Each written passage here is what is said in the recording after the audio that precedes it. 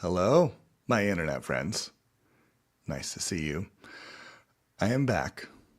I'm back in the Earth Dome from vacation with my family, and I'm looking forward to spending time out here in the virtual sphere. Here, coming at you live from my Earth Dome, okay, here in Austin, also known as my mystical driftwood fort located on the sandy beach of the cosmic navel. Where exactly is the cosmic navel, you may be wondering? Well, just close your eyes. Breathe in a little bit. Breathe out. Hum a little tune. And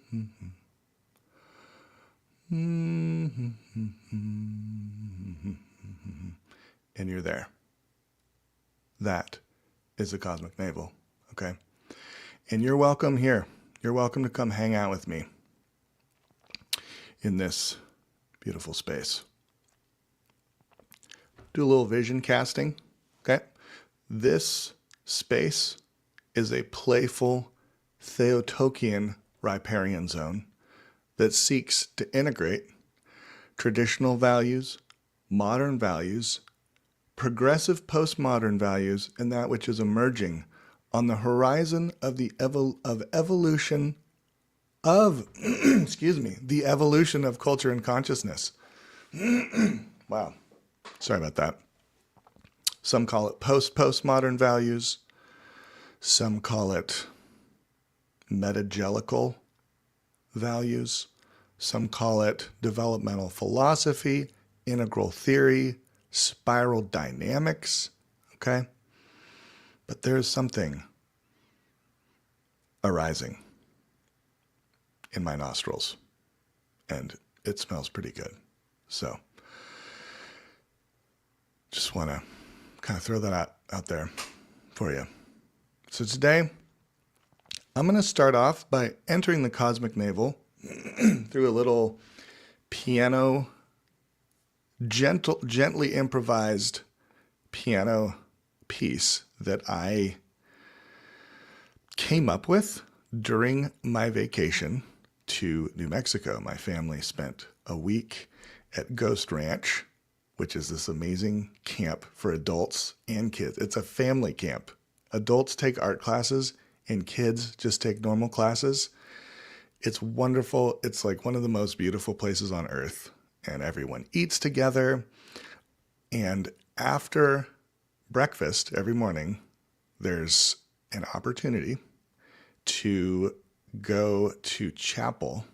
Very light, very gentle, reflective prayer service, which is like 30 minutes. And usually reflect on something in nature and then how that's showing up in your life. And it was surprisingly impactful for me.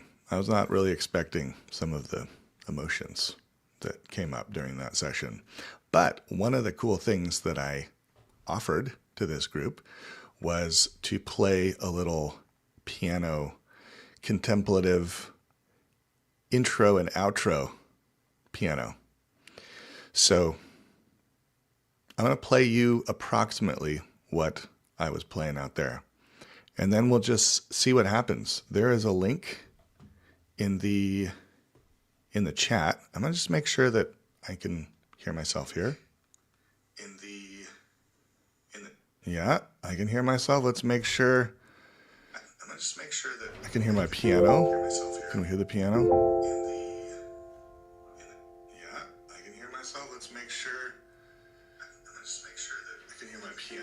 Oh, there's a piano. Hey, Cody. Good morning, my friend. Glad you're out here on the internet with me. You are my one audience member, I think. So this is nice. You're welcome to jump on here. I'm going to just kind of put my head down for a second, play some piano. Oh, I'm going to bring my fingers onto this stage as well. And this is going to be very contemplative. We're just going to do 5 minutes or less and then open it up for any other shares, discussions, poetry, strong political or theological opinions. I know some of you have those. So we can kind of invite and create a safe space for that. Okay, here we go. Cosmic Navel, here I come.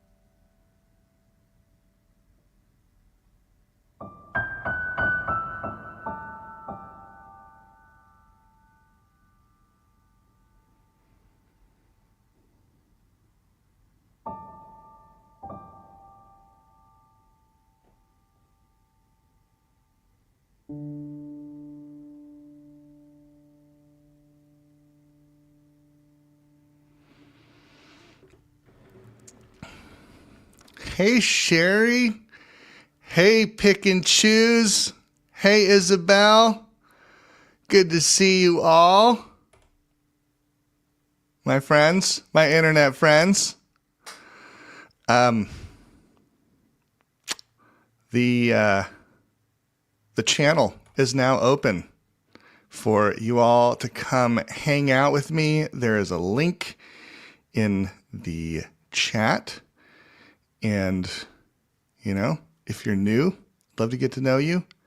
If you're a regular, time is now. Jump on in.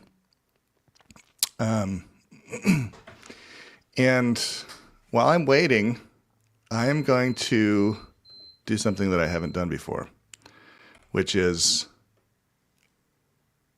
integrate. Okay, we're going to integrate a little bit of traditional values in here. Okay, so I'm going to read Psalm 1.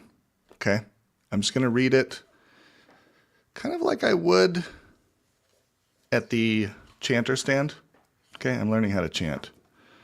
So I'm going to read this, but y'all need to click on that link. Come on in here because I have some things to share, but I want to share it with you all on stage. Okay, so this is scripture. Okay, Psalms of David. We're just starting with Psalm 1.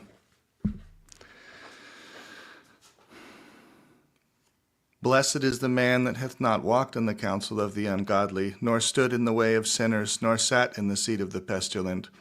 But his will is rather in the law of the Lord, and in his law will he meditate day and night. And he shall be like the tree which is planted by the streams of the waters, which shall bring forth its fruit in its season. And its leaf shall not fall, and all things whatsoever he may do shall prosper.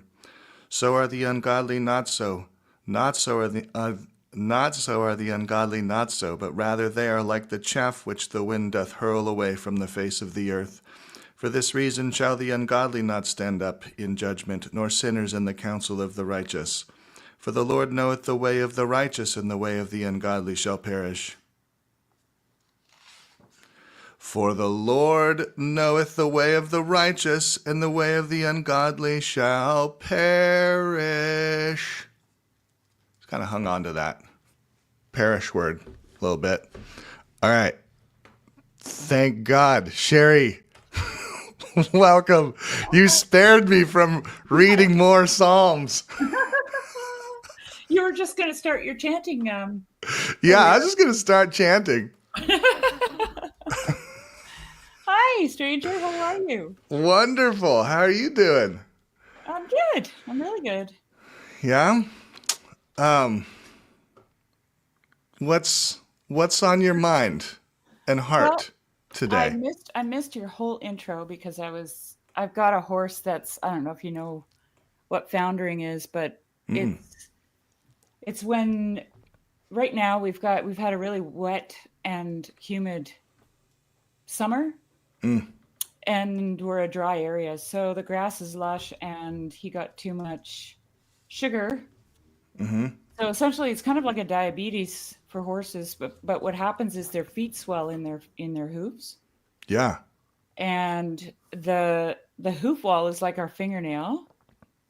And when that happens, their bone, like because there's no room for expansion in there, the skin tears away from the fingernail. And the bone starts to point down, straight down. So it's like they're walking on their toes. And it's extremely painful. Oh. And we've never had it happen because we don't have lush grass here, ever, right? This is because the grass is too sweet? Yeah. Whoa. This is what happens when you eat sugar and you get too fat. Yeah. Word to the wise. Word to the wise. But that grass is so tasty when it's sweet. It's just like, oh, and they love it. I don't want to stop. Yeah, I mean, horses literally can go a long way on a very little sugar. So anyway, I'm dealing with that. So I was up there giving him his medication. I have to wet his hay. I have to keep him separated. He can't eat any grass. It's insane. And I missed your beginning part. So, well, you're going to get to go back and listen to it if you so desire. I do. But it was just a little recap. It was something really lovely happened during this vacation. Oh, cool. That's what I We remember. went to Ghost Ranch, which is this kind of it's a summer camp. I mean, they actually have classes and art classes and all kinds of things all year round. Ooh, wow. But during the summer, a lot of families come together, and there's like multiple generations all coming to this camp together. Everyone's typically taking some sort of class. Some people just come and relax, but usually you take like an art class. They have, pottery, Oh, straight it's like ahead. heaven. Yeah. Oh, it's just glorious. They have still life. Polly took like a still life class where you just go out to some of the most beautiful places ever and paint them. Mhm. I took art welding again, and Oh, I have cool. some things to share. Oh, good. Show and And tell. then Love our it. little one just went to camp. He's a 10-year-old now. He's done this. This is like year 4 in a row, maybe 5 a little bit. How long were you there? And Just quickly. it's a week. So Okay.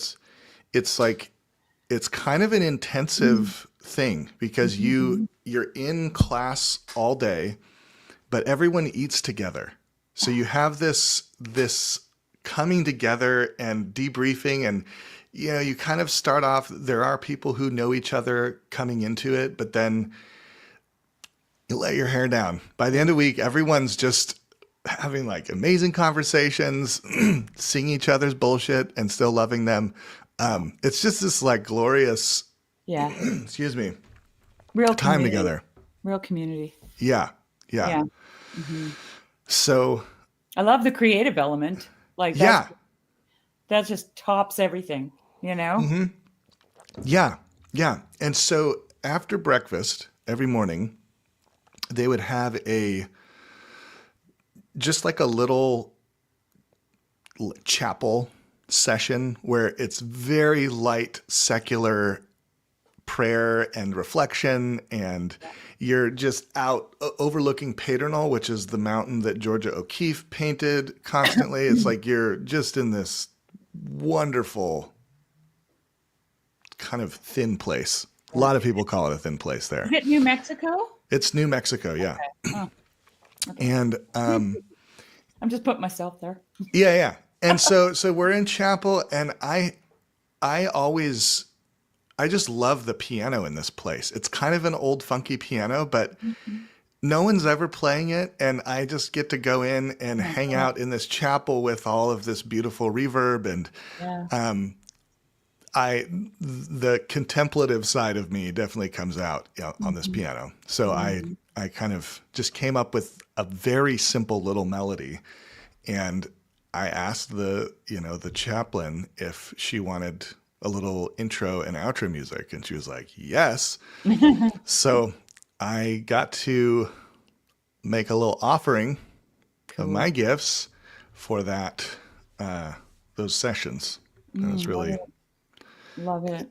it felt good to be able to do that, Yeah. serve in that way. Hmm. So Yeah. you can, Bravo. yeah, Bravo. bravo. Yeah. So let's see. Then we spent a week there, and at the end of the week, everyone has an art show. There's a big art show where Hmm. everyone shares their work, and I have a few pieces. Let's One see. is right there I behind me. saw that one. Yeah, yeah. Okay, I've let's got a see. couple Let's more. see. Let's see. Okay, all right. Okay. Let me Mhm. let me bring that one. Let's see if my headphones will stretch. Yes.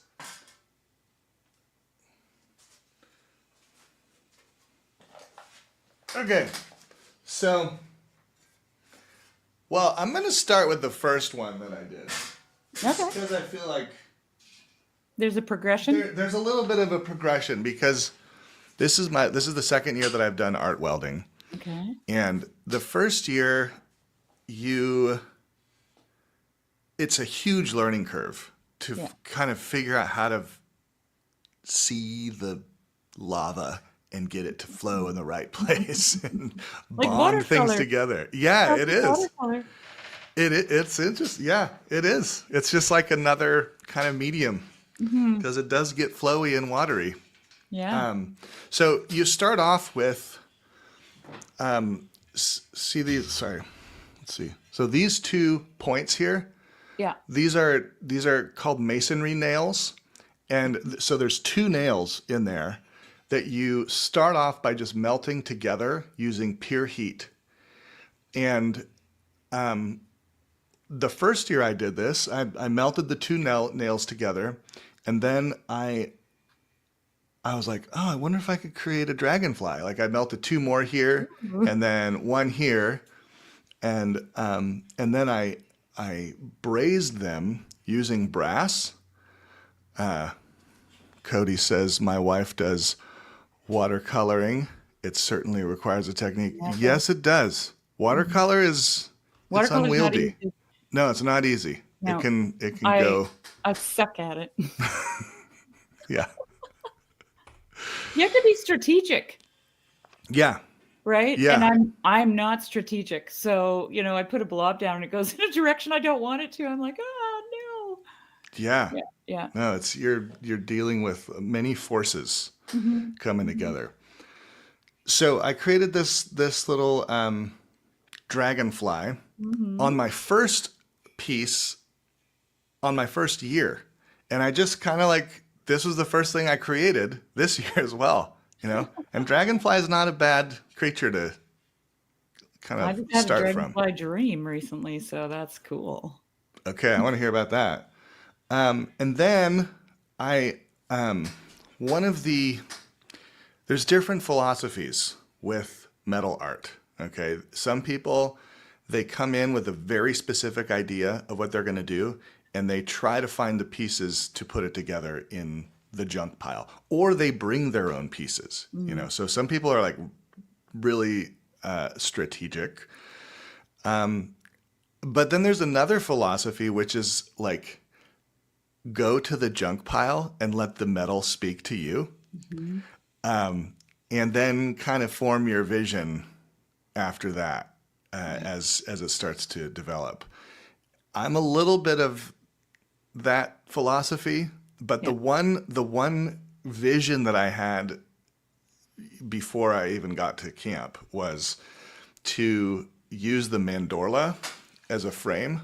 So the almond shape Yep. that the inside It's of in the the Venn eye. diagram, it's the paradox, it's where Christ dwells, and is Hmm. usually in that's where he is depicted in icons, often is in the middle of that almond shape. Yeah. So then I went to the pile, and I found this what's it called? A drill bit, like a giant Sure. drill Yeah. bit. That's what it looks like. Yeah, drill bit, and started bending it. You use heat, you Hmm. heat it up real hot, and then you start bending it. And then I was like, I think this is going to turn into a little meadow, a little field of, something. So then, Possibilities. A field of dreams. field of dreams, exactly. And then, found some rebar and some old files that I cut down into a 5-petal flower. And the gold you see here this is brass. It's a technique called brazing, where you basically, brazing allows you to bond different types of metal to each other. Whereas like typical welding, I think you have to bond the same metal to each other for them to Right. like really To hold forever. to hold Yeah. for, yeah, to become one flesh. And then chains are really fun because you can really Make them. get some cool shapes out of them, and you just you weld them at the point that you want it to stay.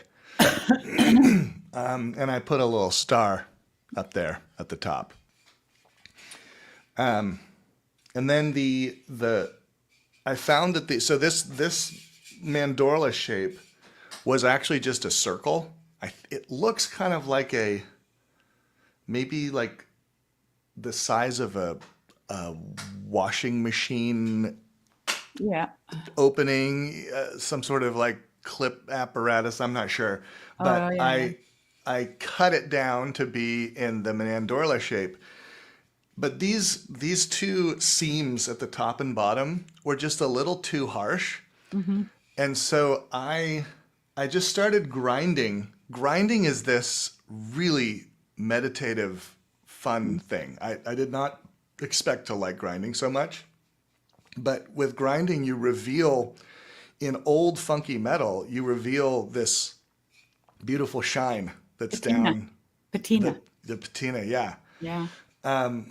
So I ground it down and then kind of feathered it out. You can kind of Yeah. see, but I hit like little spots around here. Oh, there we go. Little Yeah. spots feathered out into this kind of partially rusted Cool. piece. So, anyways, it's a lot of fun. A lot of fun. Wait, hold it there. I want Oh, to tell you. I want to tell you oh, what I see. oh, tell me. Oh, this is the best part. Oh my gosh, wait, let me get it. Let me get it turned. There you go. Okay. There you Okay, go. Yeah. so I had this dream. I told you about it. Remember? I told Yeah. you that I was walking through the woods and I was walking with the wind, Yeah. and the wind was a person, but he had like this shimmering outline that was like completely transparent throughout, and the Mm-hmm. shimmering outline would kind of come and go with the light. So sometimes you Hmm. could see the outline, sometimes you couldn't see the outline. It depended on the way because we were walking and we were in the woods in like a deep coniferous forest. But the only thing I could always see was his face. Hmm. And his face was made up of dragonfly wings. No way. Yeah. His whole face was like dragonfly wings. If I could draw, I would like be on it like now, but I can't draw. So I'm actually trying to teach myself how to draw right now because I want to draw it so badly. Yes. And he was just walking with me, and then someone pointed out to me, if it was Ethan, pointed out to me that this is walking with God in the cool of the evening. That's what the Hebrew is. It's walking with the wind. Okay. Hmm. And so this is the Holy Spirit. Okay. This is what my take is, Mm-hmm. wind, breath, spirit. Okay. Mm-hmm. So the dragonfly is the Holy Spirit. The star is the Father, and the flower is Christ. I Ooh, see the Trinity. I love it. That's what I see, Yes. right? Yeah. I mean, there was definitely a little bit of three coming out Amen. of one plant Yeah, energy. yeah. But yes, I love that. Um, what does what do you have thoughts on the dragonfly, like kind of Well, archetypically, or like what does the well, dragonfly mean to you? because I told you about this in one of your streams. Yeah, Maybe you just don't remember, but it's okay. I forget easily. It's fine. I don't think people should remember my dreams.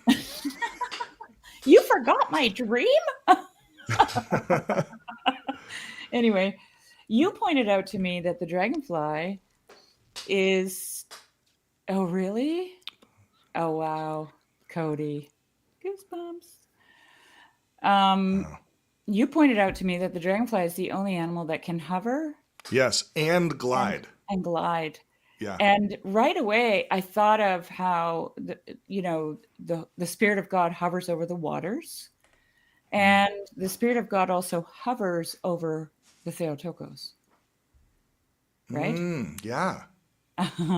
Uh, so I'm like, wow. I mean, of course, the dragonfly would be the perfect image, right? Mm-hmm. And then the transparency of, and then there's I was out at my tent one day and I was sitting there just chilling, and this little dragonfly came and landed on a dead plant that was just sticking up. And it was just a little short thing, like maybe a foot high. This dragonfly came and just ding, and he was facing away from me. And then there were all these damselflies, which look like dragonflies. They're blue, but they're a different species. And they were flying around close to the ground. And suddenly this dragonfly hops off his perch and he goes after one of them to eat it. Right?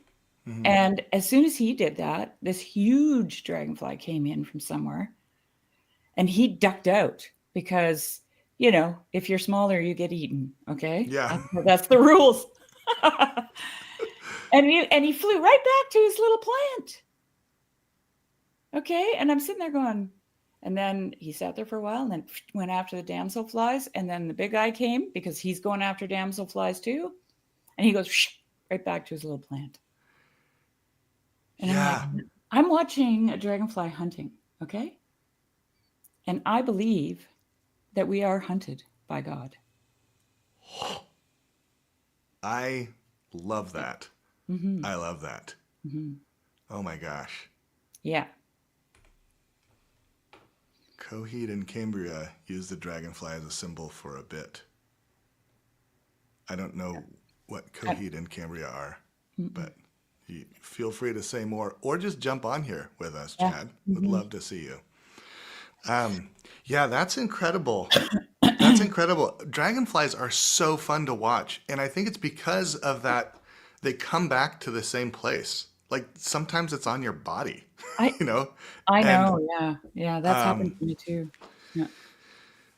Yeah. Wow. Cool. I didn't know this, but there's a word for people. Like there's dragonfly. You know how there's butterfly? People with butterfly nets and they go around and they catch different butterflies and classify them. Well, there's a group of people that do that with dragonflies because there's like, I don't know. I don't want to even wager a guess, but there must be like many, many, many different species of dragonflies. And when I found that out, I was like, because I was looking up the damselfly. I didn't know that it wasn't a dragonfly. It looks like a dragonfly, acts like a dragonfly, but it's not considered a dragonfly for some reason. Wait, really? Maybe it is, but it's called a damselfly. I don't know why. It's not called a dragonfly. So, and then I found out that there are these, they have a weird name. The people who collect like and categorize and classify and, you know, dragonflies. Anyway, then I started paying attention to the dragonflies I was seeing because I thought, oh, that's a little one. That one's, that's a baby. That's an adult, right? But they were all different kinds of dragonflies. Now I see them, you know, different colors, different. Yeah, there's lots and lots of different dragonflies. And when the dragonflies come here, when they hatch, and we had a hatch really early in the season this year, and I know that there's one kind of dragonfly that's in as a larva, you know, in the water for about 7 years. So they have like takes them 7 years to mature to become a dragonfly. Anyway, wow, I did not know that. Not every dragonfly, but there's a certain one. But anyway, so we had this early hatch, and as a result, we have had no mosquitoes because dragonflies eat mosquitoes, and mosquitoes will skedaddle as soon as they hear the sound of their wings, which we can't hear, but mosquitoes can hear. Okay. Wow. So they just stay away because the dragonflies. Yeah. And they get eliminated if they dare. Yeah. So we've had a really big dragonfly year this year. Anyway, you know what I love is the fact that I think I have to answer this. Yeah. No, if you have to take that, that's I don't fine. have. It's okay. Sorry. You'll just have to put up with my silly phone. That's okay. It's very actually pleasant. There are much worse rings. Yeah. Out there. This is a old-fashioned landline. Wow. It's not a cell phone. Amazing. But what I was going to say is, I always find it so fascinating that you come up with these images, like the fact that I dreamt that the wind had a face made of dragonfly wings was just, it still boggles my mind. Mm-hmm. Like, you know, I think I said this quote to you once. George MacDonald said, "A man can know and not know that he knows." Mm-hmm.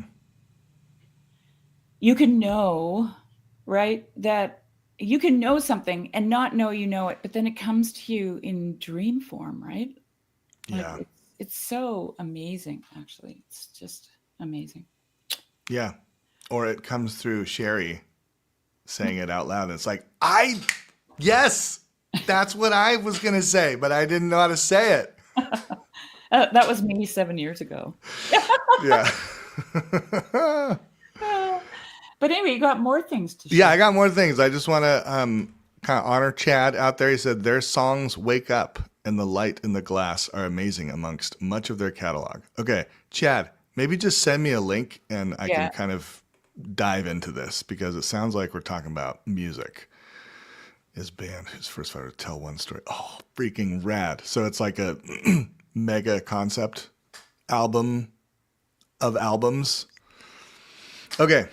Next piece. So this was like probably this is the first day and a half probably, and I wanted to do 3 pieces, and I started actually sketching them out a little bit ahead of time because I was now like I'm in the mandorla. I want to do something with mandorlas. Mm-hmm. So then I found. Oh, this one's heavy. Whew. Okay. Hey. All right. This is here, let's bring the microphone out here. Yeah. This one is, there we go, another mandorla with some very heavy metal. So this is a leaf spring over here that I tried to bend into like a beautiful shape, but each bend takes like 10 minutes. Like this is a serious piece of metal. So, I got it close enough and I just kind of embraced the wonkiness of it. Because it's still a mandorla. It's still there. And then this is a farm jack. You can kind of see it has like teeth. Yeah. Which when you grind it down to kind of reveal the features of the metal, that's part of the fun exploration of all of this is just seeing what's there. When I was grinding this farm jack, there was a little part down here, you can't see it now, but it revealed like a patent number. I mean, this thing is probably from like the early 1900s or something. Nice. Like an ancient piece of metal that just found its way into our scrap pile. And so mandorla, and I had this idea of there's an icon. Actually, it's an icon in our parish of Christ like sitting on a bouncy ball. And the bouncy ball, it's like kind of an almond-shaped ball, which represents the cosmos. So I was trying to recreate this like cosmic egg sort of shape down here, and I cut out little stars with a plasma cutter, and mounted this inner child, the Christ within all of us, on top of the cosmos. And then this up here is supposed to be a snake head, but I didn't have like access to internet, so I couldn't look up what a snake head is really supposed to look like. But a diamond shape is like close enough, Yeah. and little eyes up here. Cool. So yeah, this was the big piece. Yeah. And then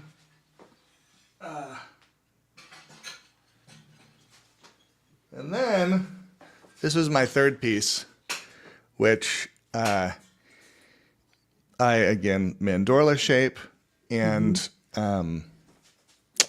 I I sketched Paternal, the mountain. It's this like kind of flint looking Okay. slanted Yeah. mesa type style mountain. Yeah. I sketched it from the barn and then cut out Paternal. And actually the cutout, oh, it's not here. It's in the garden. But I have a cutout of Paternal Oh, as cool. like a Yeah, little that's kind of cool. garden ornament. Yeah. And then I put I cut out this little like spiral snake. You can Mm-hmm. kind of see Mm-hmm. that Nice. there. Yeah. And one of the fun things is learning to. I mean, this whole process. There's so many limitations and like built-in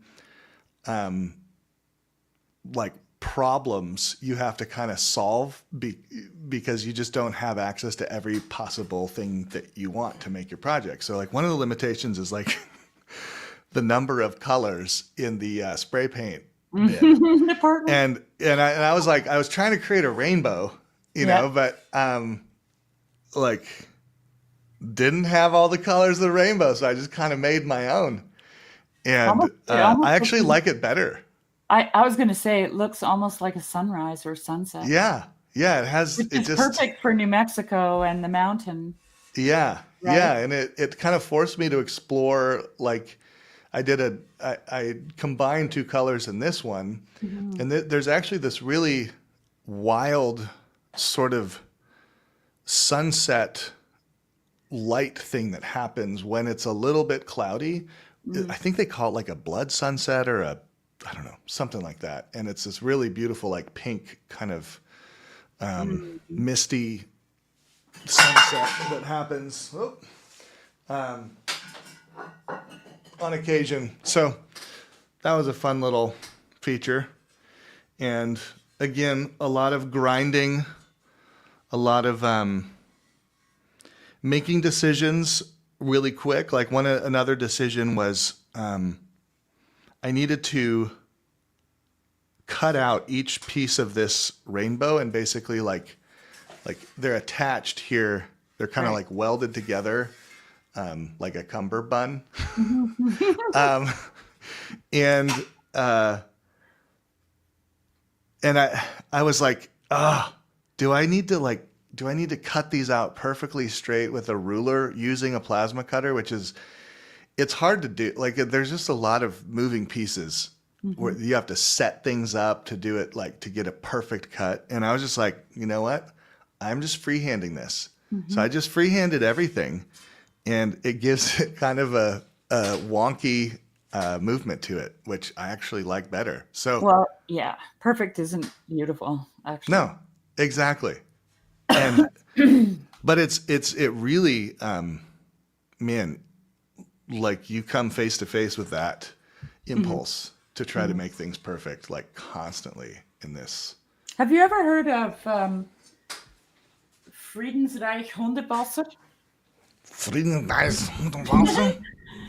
I have not. Friedenreich, Friedensreich Hundewasser. He was an architect, but Okay. also an artist in Germany.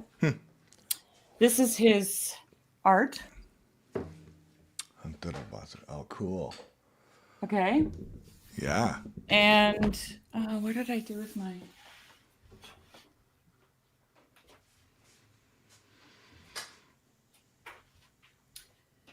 Okay, so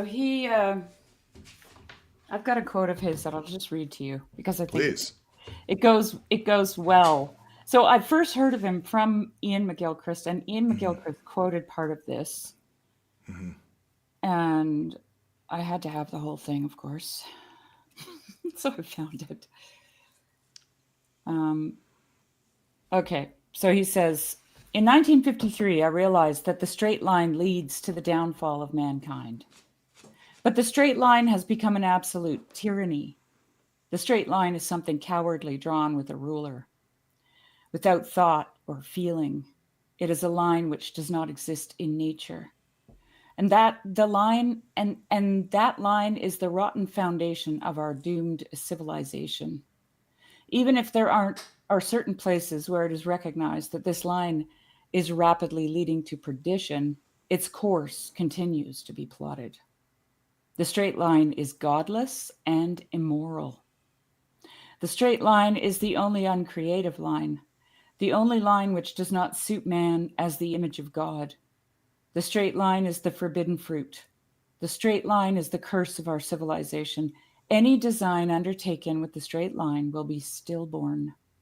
Oh, Today, we are witnessing the triumph of rationalist know how, and yet at the same time, we find ourselves confronted with emptiness, an aesthetic void, desert of uniformity, criminal sterility, loss of creative power. Even creativity is prefabricated. We have become impotent. We are no longer able to create. That is our real illiteracy. So he was an architect, and I just want to show you some of his buildings if I can find a picture here. He's got lots of incredible. I know, right? yeah. So true, Isabel. Okay, so here's the man himself. There he is. And his name, it's a hippie name. Friedensreich is peace kingdom. I love that. 100 waters. Okay? 100 waters? 100 Okay. waters. Yeah, peace kingdom, 100 waters. There's one of his sketches. Nice. Right? Yeah, yeah. Like, you got to love this man, okay? Man, he's speaking my language. Let me see here. He's got a chapter here. The first skin, the natural skin. We all know about that. Garment, skin, all that stuff. I just want to find a picture of his buildings. Okay. So there's a town in Germany that is like incredibly populated with his architecture. There is one of his buildings. Oh, cool. Okay. He's got a part. Wait, can you hold that? I want you to hold that up, and I want to see if I can make you. Can I make you big? I think if you. I'm gonna. There you go. I can't hear you now, Rigel, but there's a building. Okay. And then. Yeah, just realized you couldn't hear me. This is an apartment complex that he designed and built. Oh, wow. Oh, and just a second, I have to just drop for a moment and just honor Mr. Luke. Hello, Luke. Nice to see you here. All right.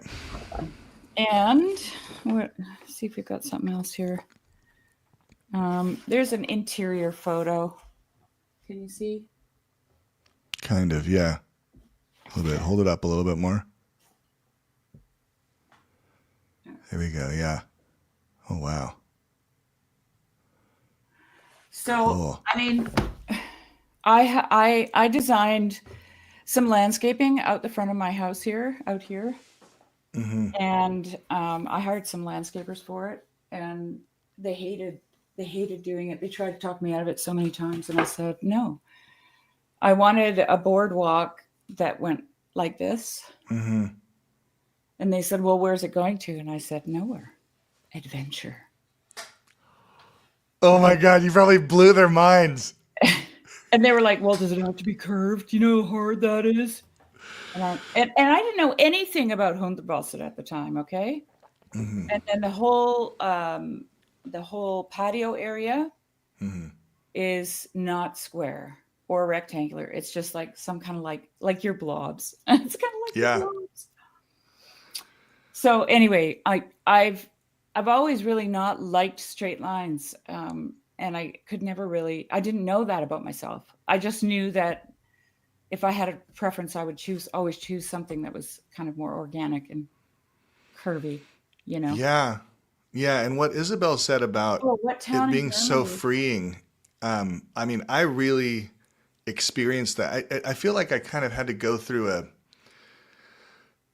mini crisis around the perfectionism. I go through mini perfectionism crises like all the time, but when you're dealing with metal, it just it takes on a different quality, and and once I kind of let go of the straight line, Yeah. kind of, what do we call it? This Well, slime of straight lineness that I just carry around with me. It just become so fun. yeah. Creating is just like then you're just like following the material. And let's see what is. Okay, so I just wanted Yeah. to answer Isabel's question. What town? So the one town is called Magdeburg, Magde Burg, Burg. It's home to the Green Citadel or the Grüne Citadel. And then Darmstadt has what is called the Waldspirale, which is the forest spiral. Forest spiral. Freaking forest spiral. That's like my love language. Oh my god. And I mean, if you just Googled Hundewasser, he's a very famous guy. He's also got, according to this, he's got a beautiful house in Vienna. You know, yeah, Wikipedia has a list of buildings, so you should be able to find it, Isabel. Yeah. Luke says, I'm in the process of planning a not square front patio right now. Well, very Luke, good. That's that super. that is awesome. Yeah. That is awesome. And I want to just make a plug, Luke. I know that I've plugged this before, but the book A Pattern Language by Christopher Alexander could be a wonderful resource, and not only a wonderful resource, okay? Not just for the designing for the outcome, but for the process. Journey is the destination. Okay, Luke. Because I'll just, from my own experience, strength and hope, my wife and I have used pattern language to kind of facilitate a creative process together, where you kind of use these patterns like poetry. You kind of pick out a few different patterns, and then we would read them together and just brainstorm, using these principles of design to kind of apply to the space. And not only did I think we get a really great outcome, but we also are both part of the process and kind of have ownership of it. So that's my pitch. Will you write the book title? Will you write the book title? Yes. Just the title of the book. Yeah. Yes. It's here. I'll put it right in here. A pattern language. It's a little pricey. I think you can buy like used copies for like $40 or less at half price books probably. But yes, it is wonderful, and it's kind of my other religion. So Well, I have a little something to show and tell, right? yes, please bring it, So Sherry. I'm looking for other ways to use my artistic abilities, and of course, if you make art, like you were just saying about the welding thing that you did, the course that you did, you are actually learning to conform to the material, right? Like the material is conforming to you, but you're also limited by the material itself. Like it does certain things. And so right now I'm in the learning process of finding out how far I can go with certain processes. But I made my first ever fleece rug. Really? Look at that. What? Wait, how did you said fleece? I felted an entire fleece. No way. Yeah. I don't even, can you describe that process a little bit? Because it just looks like a buffalo skin from here, like like. These are my sheep. My sheep are Gotland sheep. Uh-huh. So they're a long wool. Okay. And they're extremely shiny. They're Oh, well known for wow. their sheen, as you can see. Even the felt, like, because the felt is from my sheep too, right? Yeah. It's the same wool. Even that has a sheen, you know. Mm-hmm.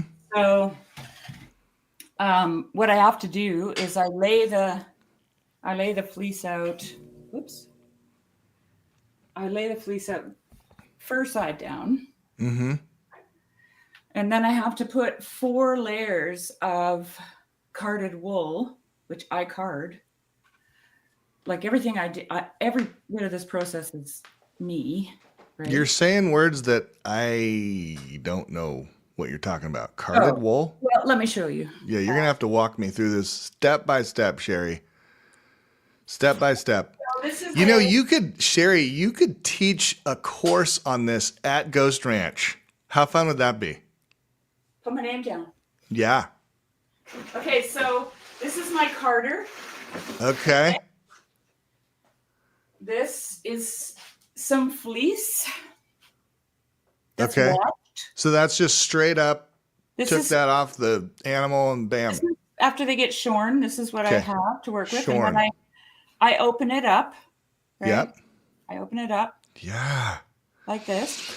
Oh, a little part of me is opening up when you do that, Sherry. Yep. Yep. And then I put it in my carder like this, Okay. Oh my gosh. right? And then This is so cool. I end up on the carder. I end up with a bat. See? A bat. Yes, this is called a bat, and I'll show you what it looks like when it's finished. This is just the first. I have to do I have to card them about 3 times. Just here's a little cultural commentary from Luke Thompson, Beyonce Cowboy Carter. Okay, just kind of throwing that in there. Thanks, so Luke. see how it comes off? Yeah. Whoa. Okay. That's what happens when you put lots of those little locks, lots of these Oh. Okay. on the carder. Okay, so then I end up with what's called a bat. So these are the many things that I had to do. Oh my gosh. Is that where we get the word bat for like insulation? Yes. So I'm learning so much. this is a carded bat. Yeah. Comes off that carder. Okay? This looks so warm. And then I have to pull strips off of it like this. Mm-hmm. And stretch them out. Mm-hmm. And then, so I've got my fleece laying fur side down. And then I pull little bits off and I lay them on the fleece like this. Mm-hmm. Right? And I go all in one direction, and then I have to go all in the other direction, and then I have to go another layer in this direction, and then I have to go another layer in the other direction. Oh my gosh. And then I cover it with I'm using mosquito net because that's all I have. Mm-hmm. And I cover it with the mosquito net, and then I soak it, like I put tons of dish soap on it, actually, and then boiling hot water. And then I use my hands to just gently squish it in so that it starts to grab, right? That's felting, like when you felt the wool. And then, I mean, okay, Sherry, my only relationship with the word felt is like the little pieces of felt, that you hang on your wall and cut out pieces of like animals and create little scenes. That's how felt. I mean, if it was woolen, that's how it was made. Okay. So, oh, cool. So felted hats, all that kind of thing. Yeah. So I layer that on here, and then I squish it down, and I get it so it's all soaking wet and soapy. Uh-huh. And then I have to roll it up. So it's on a tarp on a table. Uh-huh. And I flip the tarp up, and then I have a big long stick, and I put that stick in there, and then I roll it up in the stick, the whole fleece, the whole length. Mm-hmm. Okay. And then I have to tie that together with a rope really, really tight. Mm-hmm. And then I roll it back and forth about 200 times. Oh my gosh. Yeah. And then I unroll it, take it out, and then I have to take the sides of the fleece, like these, grab that, and then I have to smooth the whole fleece by hand, Mm-hmm. right?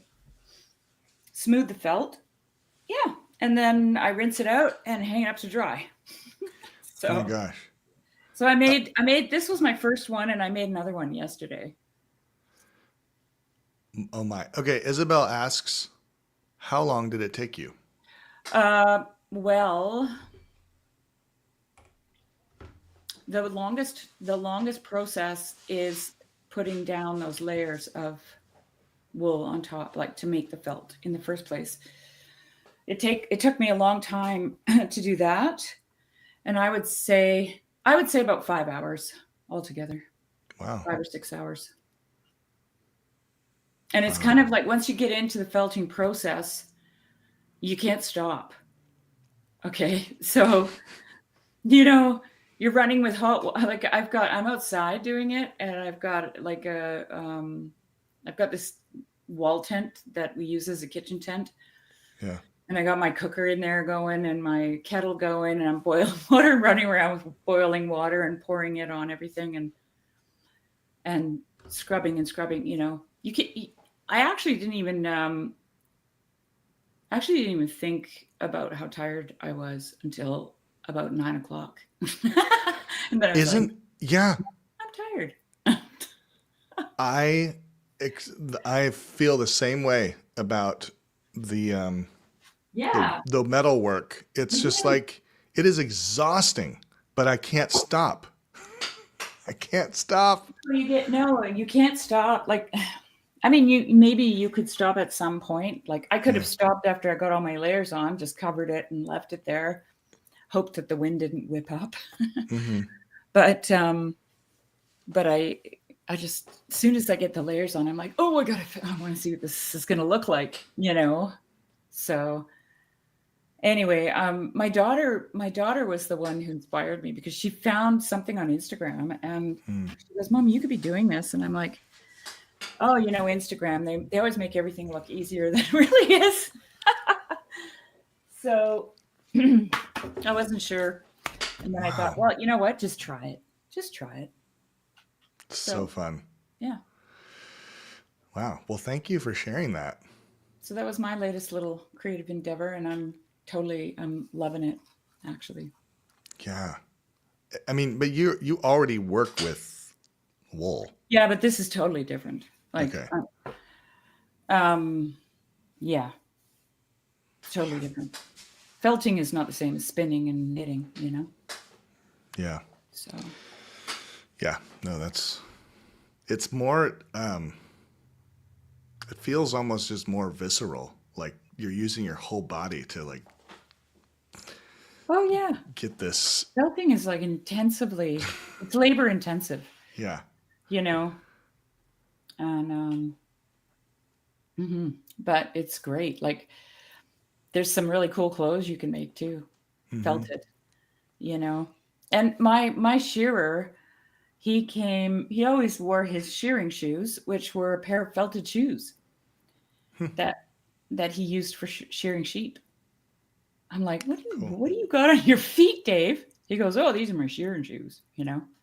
Are they just like big kind of They're felted. structural socks? They look like they look like something someone in the medieval era would have worn. Yeah.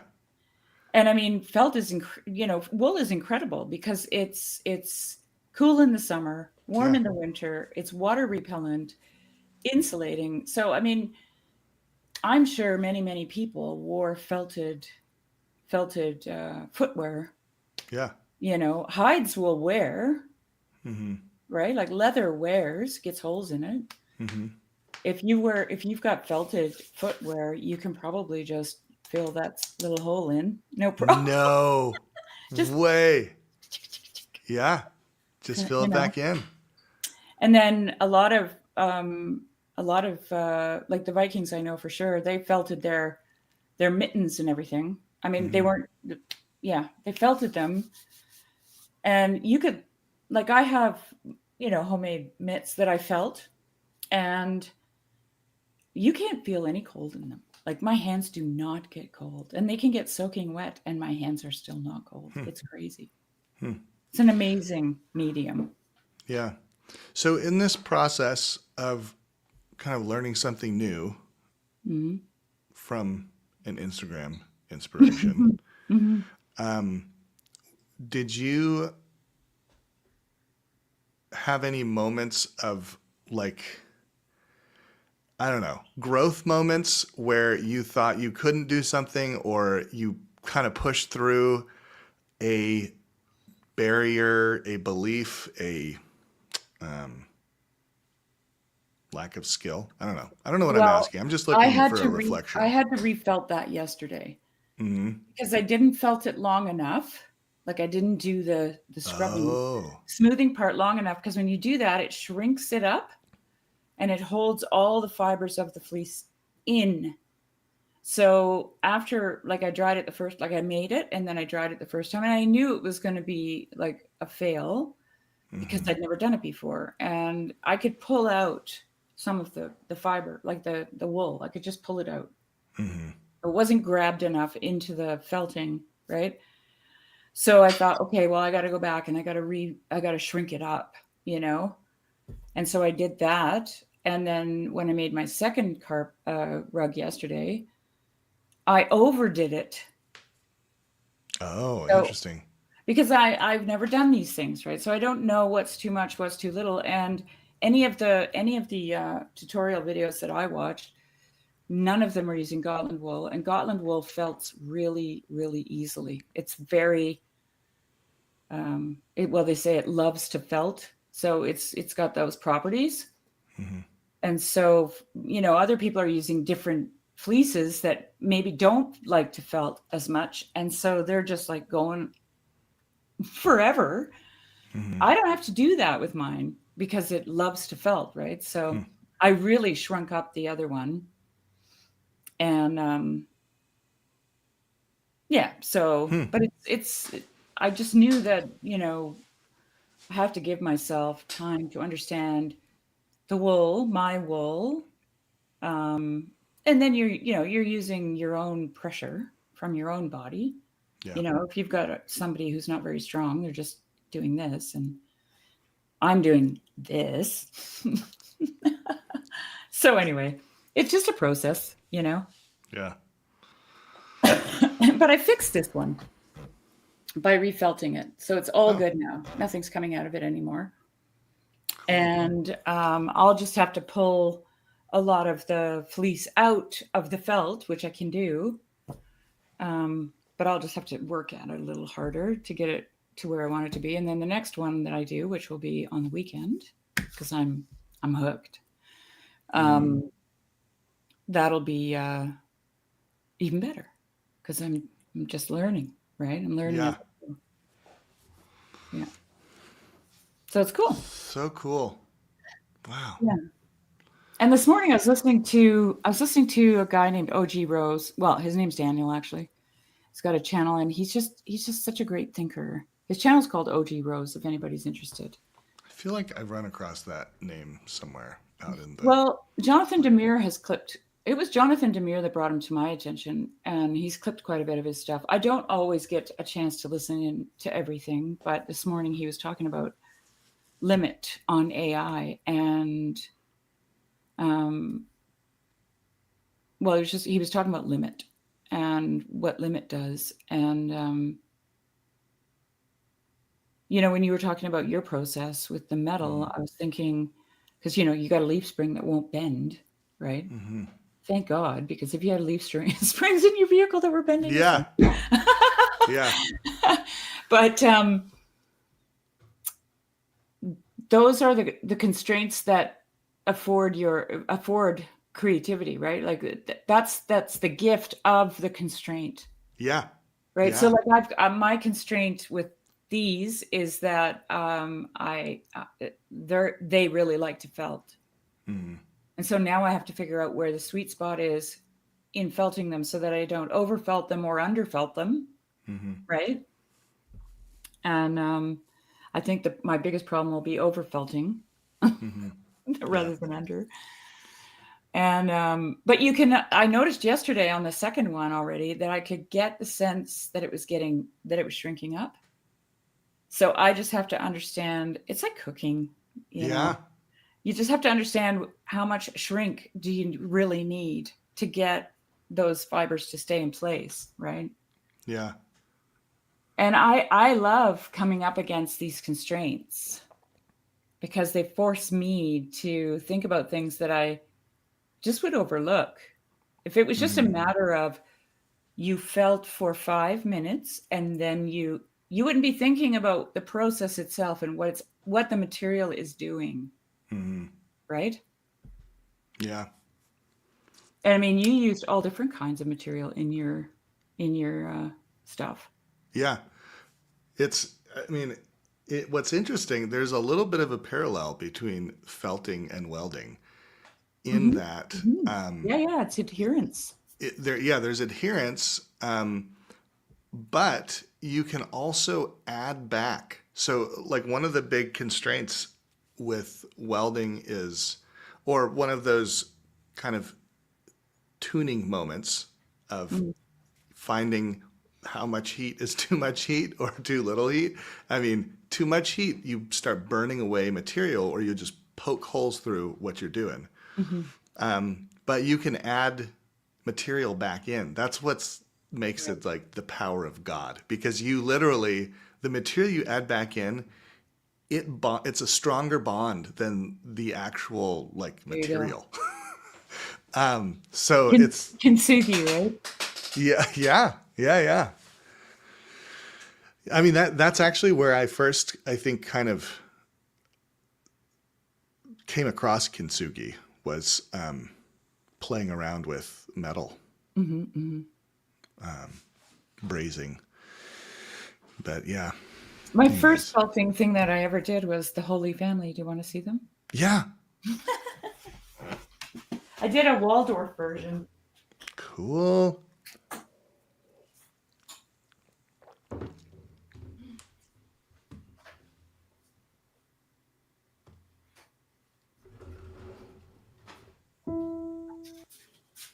They are. Oh, cool. Let's see. Oh my gosh. Oh wow. So that's, you have that placed in a little Yeah, I what have is the that? balloon. It's like a little light box or something. I put some lights in it, Mm-hmm. Wow. and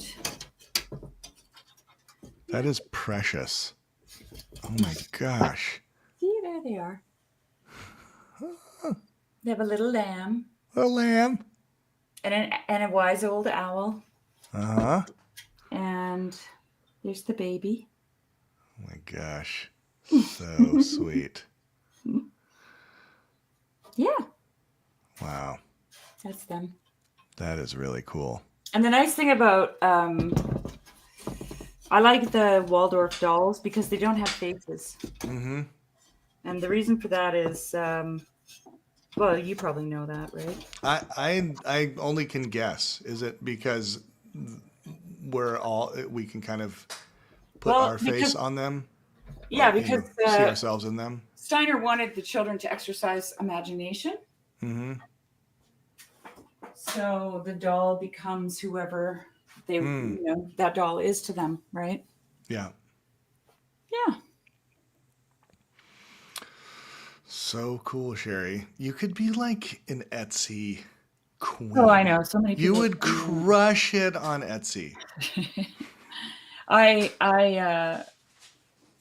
I don't I yeah, I'm a novelty girl, so Hmm. I'm constantly flitting from Yeah. one new thing to another. I'm Yeah. like, oh, let's do this. I did a really beautiful. I did four of them, and I gave them all away. Like that's the other thing. I just give everything away. Hmm. And I did these really big sheep. Hmm. I felted, Hmm. and they're standing like so. They're about this tall. No, they're about that tall, about that long. And I felted my sheep's fleece onto them. So it's an actual Gotland sheep, but it's felted, right? Oh, cool. The whole thing. But I gave those all away. So I can't show you one. But I think I'm gonna make some more of those again. Yeah. And the thing was when I started felting like the Holy Family, I've done Santas, I've done gnomes, I've done, stuff like that. I have my Santa is I call him my stoner Santa because he looks like a total stoner. But um I realized I'm actually really good because you got to sculpt. It's a needle Hmm. felting. So you have a needle that has a Yeah. little barb on it, and you're poking it in, and you're causing the wool to shrink up together, and so you form the arms like that, Hmm. and I can't draw, but man, I can really sculpt. I was really surprised because I'm like, how's this going to go? I can't draw, right? Hmm. But I could sculpt, so that was kind of cool to find that out. Cool. Hmm. Right on. Well, Do we need a closeout? yeah. Yeah. Do you want to share Let's something? see. Well, I finally found my Duino elegies. My whole life fell apart because I couldn't find this book. Oh I'm my like, gosh. oh my god, where's my Duino elegies? Yeah. Read a little bit. I'll read you number nine. Number nine. Um, because number nine is my favorite. Oh gosh, my farrier's here. So anyway, I'll just read this. Okay. Why, if this interval of being can be spent serenely in the form of a laurel, slightly darker than all other green, with tiny waves on the edges of every leaf like the smile of a breeze, why then have to be human and escaping from fate, keep longing for fate?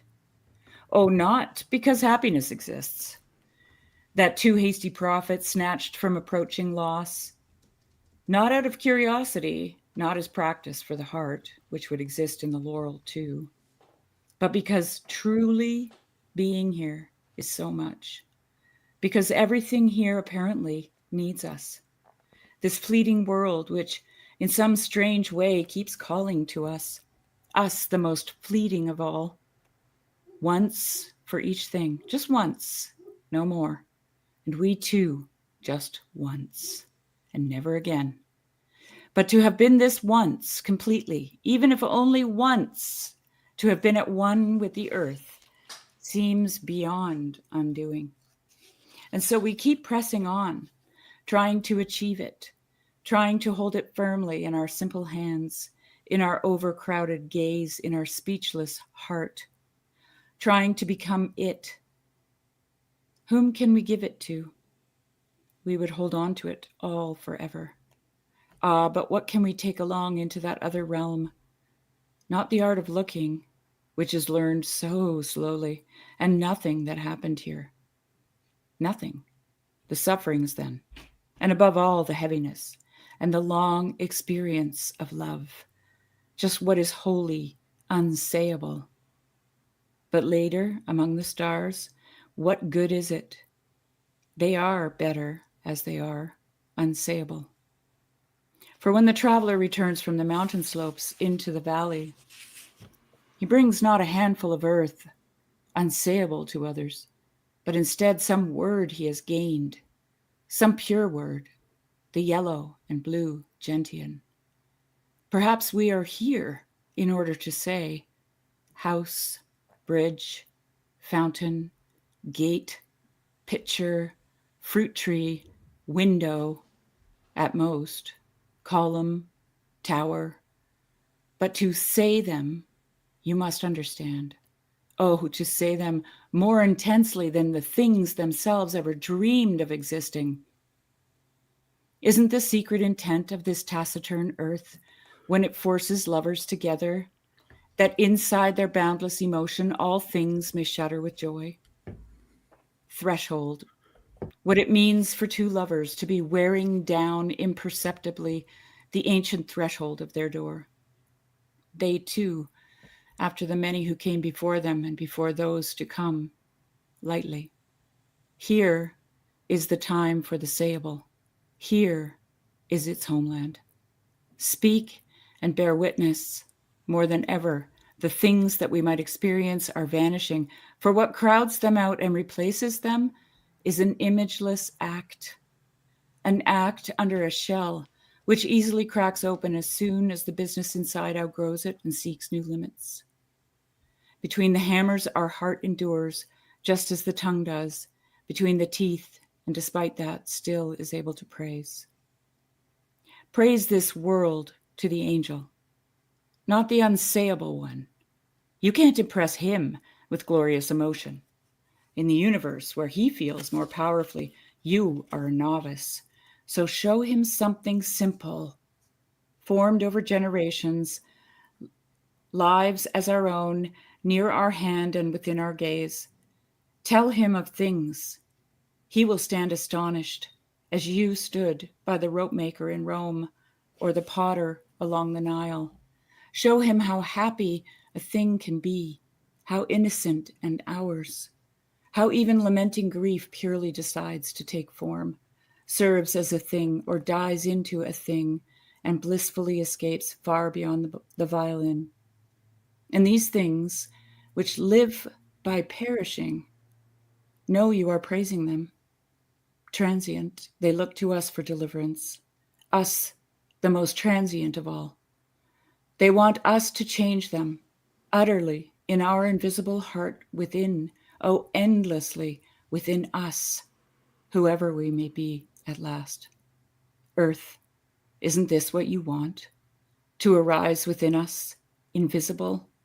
Isn't it your dream to be wholly invisible someday?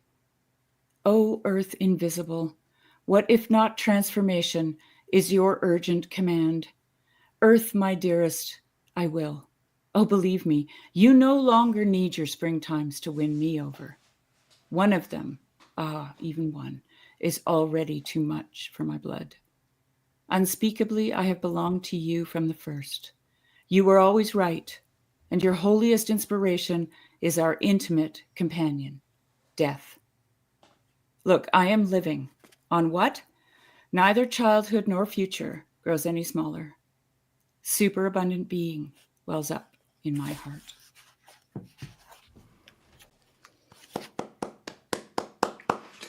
So, Thank you, I know Sherry. I'm Hey, here. Chad. I'm Chad gonna, joined us. guys, I gotta go. Okay. My farrier's here. So thanks so much. Thank you so much, Sherry. Good Bye to bye. see you. We'll see You you too. later. And hey, Sam. Nice to see you out there as well. Chad, what's happening? I've got like 10 more minutes before I gotta roll out of here, but glad glad you're here with me. I'm seeing, Good to see you. I was just noticing how weird hands are. aren't they? They are weird. So weird. What's on your mind? Got anything you want to share? No, just Oh, are you gonna come out to the thing in August? Yes, the nice. Midwestuary. Sweet. I am actually signed up, so yeah. That's awesome. Looking forward to meeting you, man. Yeah, you too. I think I'll even be out for the little potluck on Oh yeah, on Thursday night. Or Thursday, yeah. evening. Thursday evening. afternoon. Yeah. Yeah, that's gonna be cool, man. I'm really looking forward to that. That'll be nice, just to kind of picnic barbecue thing. Yeah. All right, so that's all I want to say is hello. I Yeah. didn't really have any topics. Yeah. Um, I did send you a couple links to some Coheed and Cambria stuff. Oh, cool. I sent you their second record and then their most recent record. The most recent one is pretty good too. They're completely kind of different. The second record was recorded, I want to say 2002, Okay. something like that. But so there's no click track, which is cool. And the third record had no click track either. And then Wow. yeah, So, do you know? I mean, do you know? Did they multi-track without a click track, or did they Yeah. just do the whole thing? Okay, that is interesting. Now that is blowing my mind a little bit because it takes a lot of faith in. yeah. I think what they did was kind of do live drums with a guitar player. So like it was recorded with the drums, and the drummer would then be the click. Right, but it's got that organic kind of. Yeah. You're not just locked in, and then you can follow the drums. That's interesting. I could see actually doing that where they call it a scratch track, Yep. where it's usually like guitar and vocals or piano and vocals or something. Lay down a scratch track, then layer drums on top of that, and then start building tracks on top of that Right. scratch track with the drums. Interesting. Yeah, there's a really good record. I think the autumn, like the sonic quality, it's so interesting when you listen to when you become accustomed to listening to like really new records, and Right. they sound so crisp and clean in like the most kind of obscene way, and then Thank and then you. you drop back and you listen to, something that's 20 years old or older. It's like it's clearly different, and Yeah. and then you might even be able to if you've grown accustomed to a click track and you don't even know it, right? Like almost all Man. music, right? You don't even realize. Oh yeah, I'm basically used to at this point hearing music on perfect time, perfect timing, and I don't even know that because I'm just speaking generally for people. Yeah. And then if you listen to an old record, you'll hear all the blemishes. Then. I wonder, and this is actually could be an hour-long topic, but I wonder if like in this age of AI, as people kind of just organically seek to delineate between what is human and what is just replicable by AI. Yeah, As they seek that out, I wonder if we're going to go even further back into this like organic, non-click track. Maybe even live performance will become kind of like the new way to like prove that you're not AI, because it's so hard with everything out there. Like when I'm scrolling through the crap on my phone, I'm like, I don't know if this is AI or not, and Yeah. I'm kind of like annoyed that I even have to like spend brain power trying to figure that out. yeah. I don't know. I think there's a like the entire so-called market has shifted. I think. I just saw. I don't watch a lot of Rick Beato, but I just saw him put out a video the other day talking about like the top 10 most sold albums in the last 20 years, and it was wild. And Adele obviously had like I think the top two spots or something like that, or like she had two spots on the top 10, and that like the whole market is completely different. There's never going to be the kind of millions of physical sales, Yeah. unless the internet takes it kaputs or something, which would not be the worst thing in the world. But Yeah. But get creative. yeah, I mean, and then so like then you got different artists. Like if you ever have you seen any Ren? Yeah, I Yeah, can't place it, but yeah. he's got this like the first song that really landed him in the public salience landscape is a song called High Ren that came out in 2023, and that's a one take recorded live, a dude on a guitar acting out the part while he's playing it, and there's a filmographer grabbing it, and it's independent. And so you're seeing more of that, I think. What's that one called? High Ren. High Ren. Yeah, and then there's another. So once people found that, they started looking back as a little older catalog, and there's if you get a chance, you should watch the whole trilogy. It's called The Tale of Jenny and Screech. It's like a 13-minute video or something. Okay. And that's the same thing. There's 3 different songs, and they are performed live and recorded live, and then obviously, the audio was edited for cleaning it up and stuff. But it's like nobody's doing that, dude. Nobody's doing what that guy's doing. Yeah. And it's exciting to see it. And then you have like the other opposite extreme is like I've shared with you some Sleep Token stuff, or there's Bill Murray, and those guys are, I think